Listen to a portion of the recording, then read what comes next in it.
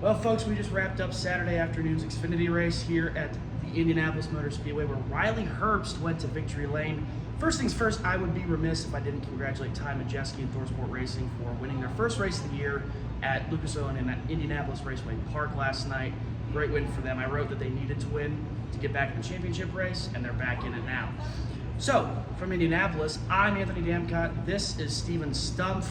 Steven, Riley Herbst won the race, but it was between him, Cole Custer, and Eric Almirola. It was anyone's race. Thrilling finish today. What did you make of it? And how big is this win for Riley Herbst? Well, I got to say that finish was absolutely nuts. I think just given kind of some of the concerns about how Indy races with stock cars on the oval, I don't think anyone in a million years could have predicted a finish that insane and that incredible. But what I will say about the finish is that from looking at practice and qualifying, it looked like SHR was leaps and bounds above the rest of the field. Cole Custer, Riley Herbst, they qualified first and second. The two of them also dominated in 5-lap average and 10-lap average. They were also 1-2 there. So I figured they'd be the cars to beat.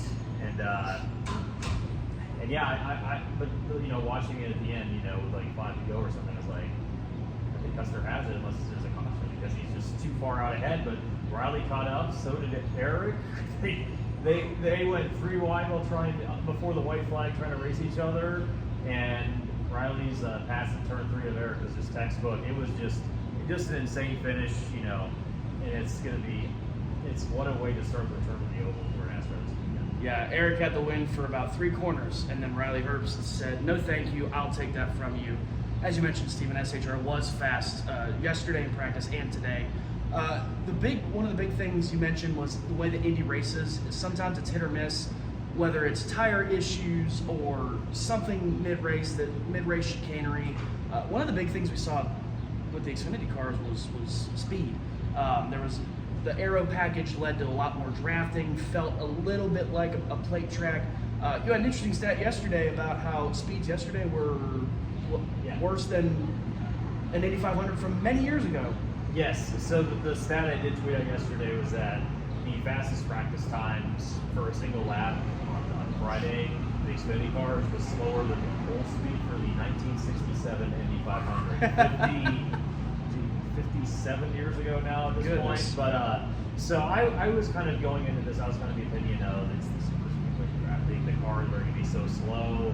I mean, they were almost 75 miles per hour slow on average than the Indy 500 full speeds.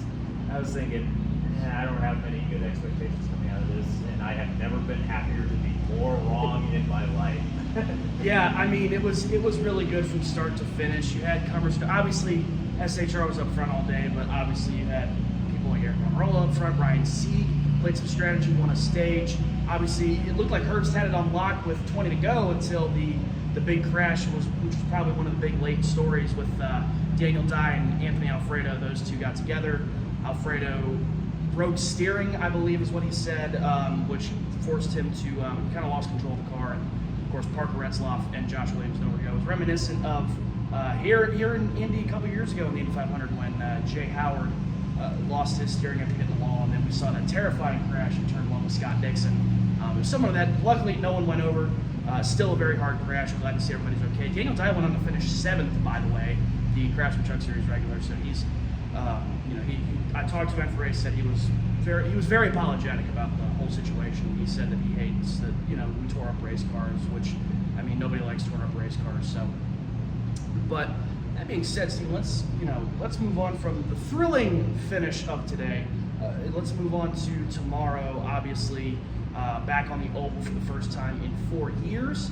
Kind of some unknowns with the next gen, and a lot of questions about obviously tires. Tires have been a big issue for the Cup Series here on the oval. What do you think? What do you think we're going to see tomorrow? You think we're going to see more of what we saw today, or we're going to see something completely different?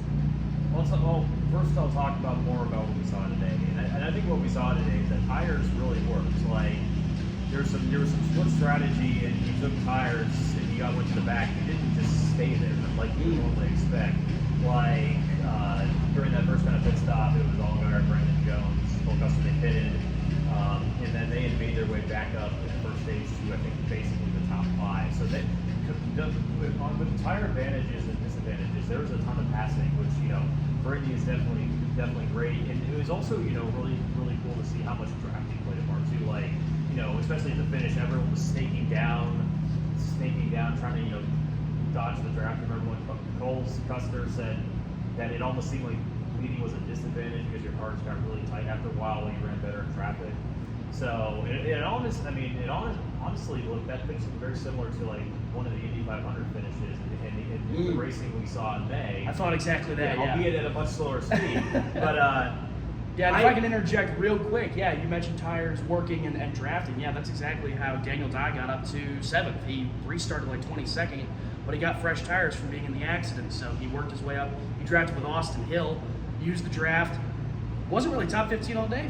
Came up to finish 7th. So yes, tires and aero were a big advantage today. Something I also had before I go what to expect with the Cup race is that we also had some great finishes. Shane Van Gisbergen finished 4th, right behind the top 3. Hunter Daly also finished 14th in his stock car debut in the Oval. SPG, once again, he kind of did his methodical work through the field, got better and better, but just needed another restart to win. But he was looked to be on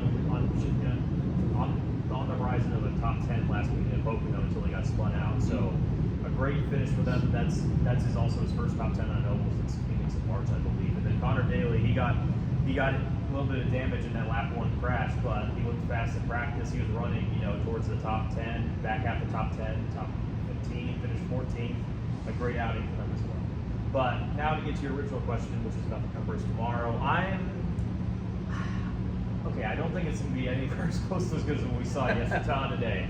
Obviously, the cars will be much faster. Qualifying was about 182, 181 instead of the 67 average as we saw in these Xfinity cars. But I think it's just going to depend on how good the tire will be. So that will also help passing. I think also just again the Xfinity car is just so much more adaptive passing than the next gen car is, especially with packing the air and so on.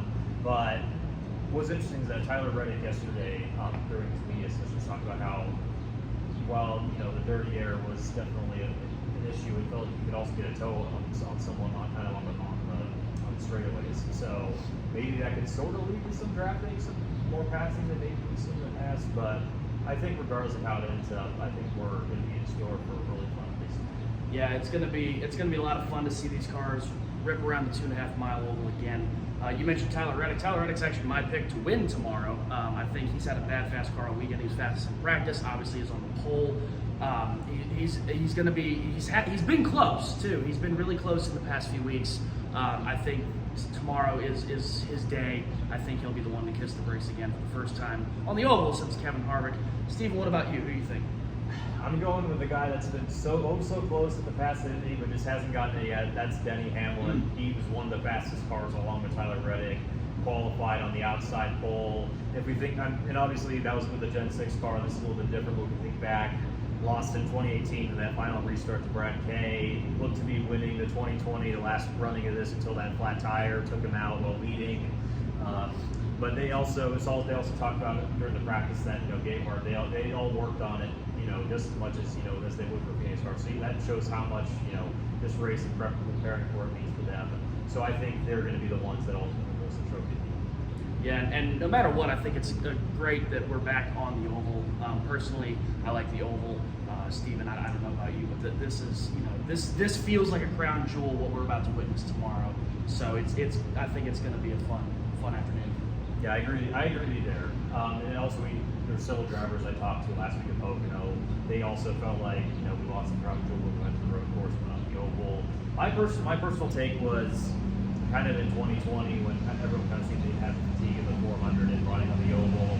I was like, okay, run the road course. It's not the same, but let's try something different and see if it works. But it didn't really work, and now that we're back at the oval again, even if the racing isn't the greatest tomorrow, it just feels like it just feels so great. It just so great to be back. It just feels like where the cars belong. So I'm very, very looking forward to this. Yeah, it's going to be fun. We're going to look forward to maybe seeing if Kyle Busch can finish in the top 30 this week. That might be a big win for that team. But with that joke out of the way, I promised myself one joke about that. But with that, we're going to get out of here. We'll be here bright and early tomorrow to bring you all the action here at Indianapolis Motor Speedway. Also tune into Frontstretch Open Wheel, where our Open Wheel editor Alex Gintz is up in Toronto. He'll have all the latest IndyCar action up there for tomorrow's Grand Prix in Toronto. Also subscribe to Frontstretch Grassroots, where we have a bunch of ARC content from last night at IRP, and of course Cars Tour short track stuff. Got a lot of YouTube channels going on, a lot of great content. Of course, you can follow Frontstretch on Twitter and visit frontstretch.com. I'm Anthony Damcott on Twitter. I believe you're Steven_Stumpf, if I got that correct. Yes, correct. I did. I'm so proud of myself. We're going to get out of here. We're going to get some rest. Big day tomorrow. For Steven Stumpf, I'm Anthony Damcott. This has been Post-Race Conversations for the Pennzoil 250, and we'll see you tomorrow for another great day of racing here in Indianapolis. This is Custom Patch Hats. But what makes us custom? Well, that actually begins with you. We're just bringing your unique vision to life. No knockoffs, no lookalikes. Your design is one of a kind. We know hats, we know design, and we know quality. The proof? It's in our production. Hand-stitched with precision and care, with brands you know and trust. A one-of-a-kind patch deserves a one-of-a-kind treatment, all the way to your doorstep. It's how we keep it custom. Kevin Nix with Frontstretch.com. Come back soon for more great racing videos, and if you like us, don't forget to hit that subscribe button.